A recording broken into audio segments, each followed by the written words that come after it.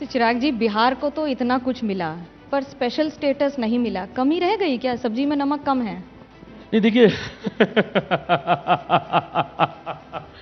Special category status की मांग बिहार, हमारा प्रदेश लंबे समय से करता रहा है और इसमें मैं भी अपनी आवाज़ को इसमें जोड़ना चाहूँगा। हम लोगों ने भी हमेशा इस बात की मांग की है कि बिहार को स्पेशल कैटेगरी स्टेटस मिलना चाहिए, विशेष राज्य का दर्जा मिलना चाहिए।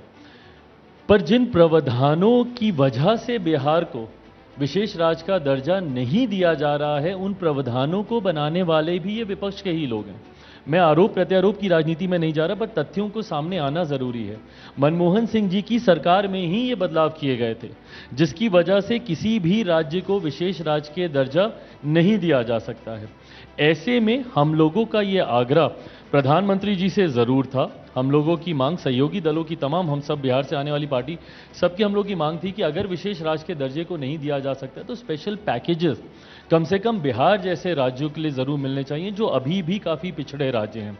और मुझे खुशी है कि कल के उस बजट में बिहार को अलग अलग श्रेणी में काफी ऐसा आर्थिक लाभ मिला है। तो जो समर्थन किया उसकी तो वसूली टाइप हो गई, कुछ कह दें ये बात। मिल गया हमारे राज्य को जो हमने मांगा था, समर्थन देने का मूल्य चुका रहे हैं जो क्या? हक अधिकार हमारे राज्य का है, मुझे लगता है वो मिला है। ये बात किसी से छुपी नहीं है कि बनिस्बत बाकी राज्यों के अभी भी हमारा प्रदेश काफी पिछले पायदान पर है। विकास के अलग अलग मापदंड पे अभी भी हम लोग देखें तो बिहार काफी पिछली पंक्ति में आता है। तो ऐसे में उस हैंड होल्डिंग की जरूरत है हमारे राज्य को, और मुझे लगता है उसी को ही इस बजट में पूरा किया गया। मीटिंग्स बहुत कर रहे हैं नीतीश कुमार जी के साथ विधानसभा की तैयारियों में। जैसे प्रधानमंत्री नरेंद्र मोदी को आपने कहा प्रधानमंत्री बनाने की तैयारी है, तो क्या नीतीश कुमार जी को फिर एक बार मुख्यमंत्री बनाने की तैयारी है अगले चुनाव में? देखिए, गठबंधन ने इस बात को स्पष्ट किया, और मैं अपनी तरफ से ही नहीं, गठबंधन के हर सहयोगी दल की तरफ से मैं कह सकता हूं कि मुख्यमंत्री नीतीश कुमार जी का चेहरा ही 2025 विधानसभा के चुनाव में होगा। उन्हीं के नाम, उन्हीं के चेहरे के साथ गठबंधन बिहार विधानसभा चुनाव में उतरेगा। और जब उनके चेहरे को गठबंधन ने ही सहज सबने स्वीकार किया है, तो यकीनन लक्ष्य भी हम लोग का वही होगा। जैसे 2024 में प्रधानमंत्री जी को देश का तीसरी बार प्रधानमंत्री बनाने का लक्ष्य था, उसी तरीके से विधानसभा में हमारे मुख्यमंत्री जी को पुनः बिहार का मुख्यमंत्री बनाने के लक्ष्य के साथ एनडीए गठबंधन चुनाव में उतरेगा। कौन सा फॉर्मूला है कि एंटी इनकम्बेंसी फेल हो जाता है, या फिर राइट लेफ्ट सेंटर किसी भी डायरेक्शन में है ना नीतीश कुमार जी अगले चुनाव तक आपके साथ? बिल्कुल हैं, और पूरी मजबूती से हैं। देखिए, एंटी इनकम्बेंसी मैं मानता हूं, अगर आप जनता तक अपनी बातों को पहुंचा सकते हैं, अपनी ईमानदार सोच को अगर आप पहुंचा सकते हैं, गलत नैरेटिव बार बार नहीं चलता, कांच की हांडी बार बार नहीं चढ़ाई जाती है।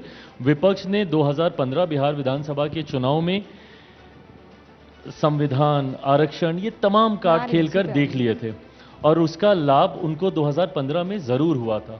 बट वही फॉल्स नैरेटिव पुनः इस बार 2020 के चुनाव में उन लोगों ने चलाने का प्रयास किया, जिसको बिहार ने कम से कम, मैं मानता हूं कुछ राज्यों में हम लोग को इसका नुकसान हुआ है, कुछ राज्यों में ये फॉल्स नैरेटिव विपक्ष सेट करने में कामयाब रहा, बट बिहार जैसे राज्य में ये नैरेटिव नहीं चला। तो जब एंटी इनकम्बेंसी की बात आती है, जब विपक्ष झूठ बोलकर, आपको डरा कर आपका मत हासिल करने का प्रयास करता है, तो ऐसे में एक ईमानदार सोच वाली सरकार या ईमानदार सोच वाला गठबंधन जब अपनी बातों को सामने रखता है, तो जनता उस पर विश्वास करती है। सरकार आपकी है और आप कह रहे हैं डराता विपक्ष है।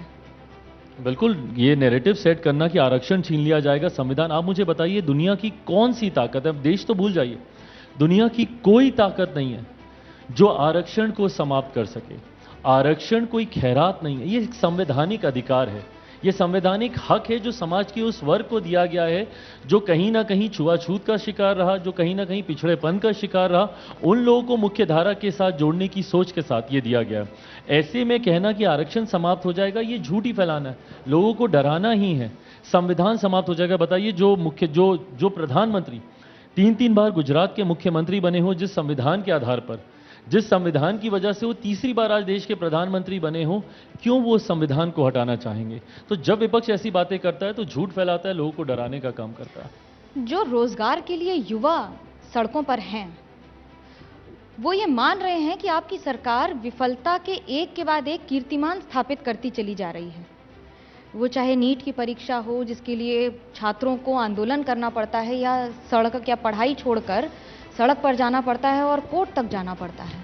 नीट का एक ऐसा विषय है जिसमें हर एक स्टेक होल्डर की राय मशवरा को समझना जानना जरूरी है।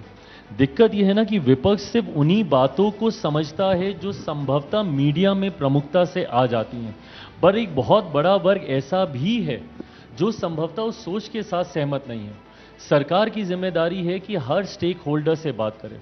मैं इस बात को मेरे प्रधानमंत्री जी की तरफ से भी प्रमुखता से कह सकता हूं कि सरकार की प्राथमिकता और सबसे बड़ी चिंताओं में नीट का ये मसला रहा। नीट का विवाद शुरू हुआ पेपर लीक आप ही के राज्य बिहार से हुआ है। मैं मान रहा हूं इस बात को, और ये भी दुर्भाग्यपूर्ण है। नीट का पूरा विवाद 1500 कुछ छात्रों के साथ शुरू हुआ, जहां पे इस बात को लेकर चिंता हुई कि संभवतः किसी को ग्रेस मार्क्स ज्यादा दे दिए गए हैं, उससे उसको ज्यादा बेहतर रैंकिंग मिल गई, इसको लेकर विवाद शुरू हुआ। उसमें से एक धड़ा जिनको इस बात का ऐतराज था वो न्यायालय गया, पर एक धड़ा वो भी न्यायालय गया जो पुनः री एग्जामिनेशन के पक्ष में नहीं है। अभी यही विवाद चल रहा था, इस दौरान एक दूसरी गंभीर जानकारी सामने आई पेपर लीक को लेकर, जो कि चिंता का विषय है और इसके ऊपर कतई किसी तरीके की कोई रियायत नहीं हो सकती है। पेपर लीक एक ऐसा मामला है और बिहार में आज ही इस वक्त जब हम लोग बात कर रहे हैं, संभवतः इसी वक्त एक एंटी पेपर लीक करके एक बिल भी पेश हो रहा है, जहां पे कड़े कानून इसको लेकर बनाए जा रहे हैं कि कम से कम भविष्य में कोई इस तरीके की पेपर लीक की घटना को अंजाम ना दे सके। पर जब ये विवाद एक के बाद एक चल रहे हैं तो ऐसे में जरूरी है कि सरकार हर उस स्टेक होल्डर से बात करे। इन द मीन टाइम मामला न्यायालय में भी विचाराधीन है। मैं मानता हूं सरकार सही समय पर सही फैसला जरूर लेगी जो कि हर स्टेक होल्डर के हक में होगा। जब मैं स्टेक होल्डर्स की बात कर रहा हूं, मैं उन बच्चों की भी बात कर रहा हूं जो कि बड़ी संख्या में है, जो पुनः एग्जाम के पक्ष में नहीं है। वो नहीं चाहते कि दोबारा उन्होंने मेहनत करके एग्जाम किया, उनको संतुष्टि भी है अपने रिजल्ट से। तो हर एक से सरकार बात कर रही है। न्यायालय का भी जो वर्डिक्ट आएगा उसको भी हम लोग मद्देनजर रखेंगे और सही समय पर सही फैसला होगा। पेपर लीक कतई बर्दाश्त नहीं किया जा सकता, उसके लिए भी कड़े कानूनों के प्रावधान राष्ट्रीय और राज्य के स्तर पर मैंने बताया कि बनाए जा रहे हैं।